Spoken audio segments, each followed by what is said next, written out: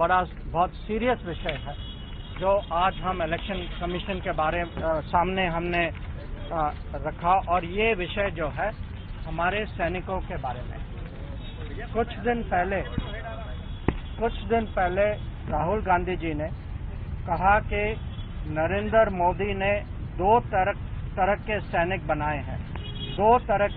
बनाए हैं, एक गरीब का बेटा, दलित, आदिवासी, पिछड़े वर्ग का बेटा, सामान्य जाति का गरीब परिवारों का बेटा, अल्पसंख्यक का बेटा, और दूसरा जो अमीर घर का बेटा होगा।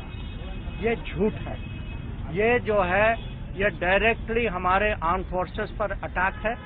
ये विवाद का विषय बनाना चाहते हैं, बीच में उनका मोराल जो है उसको कम करना चाहते हैं, और ये चुनाव का विषय नहीं है, ये राष्ट्र सुरक्षा का विषय है।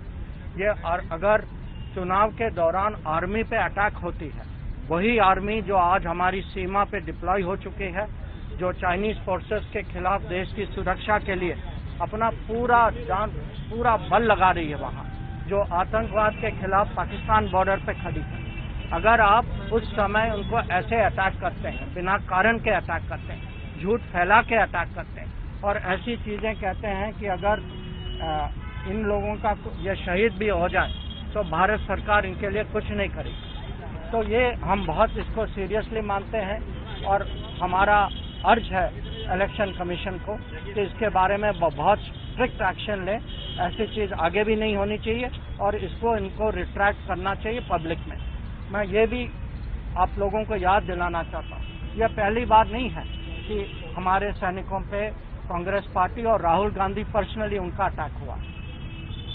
कुछ साल पहले जब हमारे सैनिकों ने अरुणाचल प्रदेश में चाइना का, उनके फौज का आगे आने का उन्होंने पुशबैक किया वहां, उस समय राहुल गांधी ने कहा, पार्लियामेंट में कहा कि हमारे सैनिकों की पिटाई हुई है वहां, और ये अपमान हम देखते रहे हैं। जब बालाकोट सर्जिकल स्ट्राइक हुआ तो उस पर प्रश्न चिन्ह उठाए गए। जब हम लोगों ने उरी में सक्सेसफुल एक्शन लिया, उस पर भी लोगों ने प्रश्न उठाया।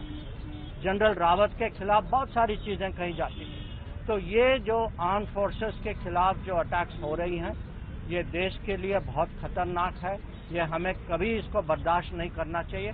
आज हम जो हैं इलेक्शन कमीशन के सामने आए हैं, पर हम देश के सामने भी ये विषय रखना चाहते हैं कि ये देश बर्दाश्त नहीं करेगी कि हमारे सैनिकों पे ऐसी अटैक्स हों, और ये राजनीतिक कारण के लिए हो।